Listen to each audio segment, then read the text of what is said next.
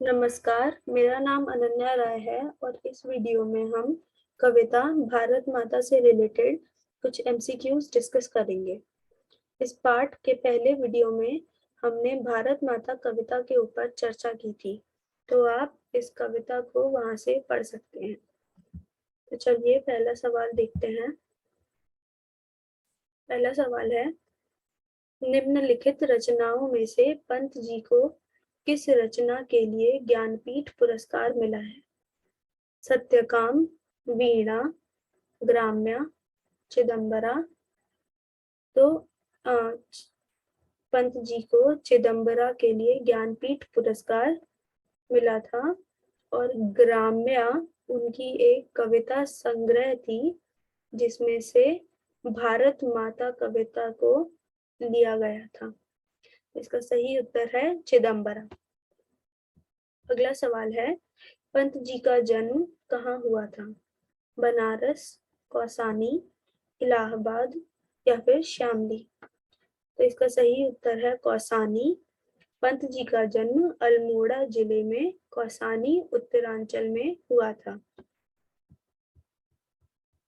अगला सवाल, पंत जी की माता का नाम क्या था? सरस्वती देवी, सुमित्रा देवी, गंगा देवी या फिर पार्वती देवी। तो पंत जी की माता का नाम सरस्वती देवी जी था और सरस्वती देवी जी का निधन पंत जी के जन्म के 6 घंटे बाद ही हो गया था। पंत जी के पिताजी का नाम गंगा दत्त पंत था और वे कौसानी टी स्टेट में अकाउंटेंट थे।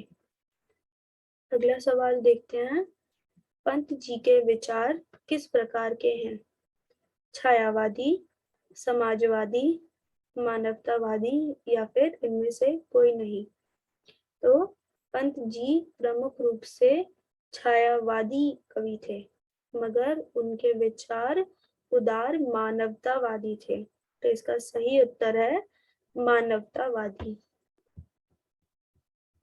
अगला सवाल है, सुमित्रा नंदन पंत जी कौन से युग के कवि हैं?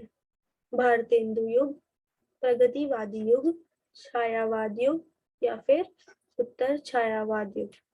तो सुमित्रा नंदन पंत जी छायावाद युग के कवि हैं और इनके अलावा जयशंकर प्रसाद, सूर्यकांत त्रिपाठी निराला और महादेवी वर्मा जी छायावाद युग के कुछ प्रसिद्ध कवि हैं। भारत माता कविता को पंत के कौन से कविता संग्रह में से लिया गया है? तो हमने अभी डिस्कस किया था कि भारत माता कविता को ग्राम्या में से लिया गया है। तो इसका सही उत्तर है ग्राम्या। अगला सवाल देखते हैं, उच्छ्वास किनकी रचना थी? जयशंकर प्रसाद, महादेवी वर्मा, सूर्यकांत त्रिपाठी निराला या फिर सुमित्रा नंदन पंत जी। तो इसका सही उत्तर है सुमित्रा नंदन पंत जी और सुमित्रा नंदन पंत जी ने इसके अलावा वीणा, ग्राम्या और चिदंबरा जैसी कुछ प्रमुख रचनाएं भी की थी।